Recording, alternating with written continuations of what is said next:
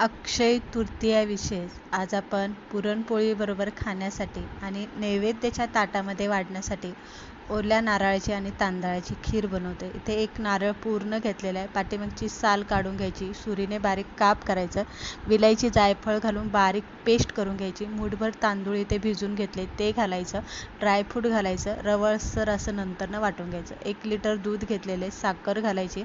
दुधाला उकळी आली की त्यामध्ये केलेलं वाटण नारळाचं आणि तांदळाचं घालून घ्यायचं. व्यवस्थित खीर हलवून घ्यायची. त्यानंतरनं त्यामध्ये आपल्याला चारोळे घालून घ्यायचे. आता तुम्हाला चारोळे इथे किती घालायचे तेवढे तुम्ही इथे घालू शकता. त्यानंतरनं यामध्ये साजूक 2-4 चमचे तूप घालून घ्यायचं. खिरीला चांगली उकळी येऊन द्यायची. उकळी आली की 15 मिनटं खीर अशीच उकळती ठेवायची. छान दाणेदार दाटसर अशी ओल्या नारळाची आणि तांदळाची खीर बनते.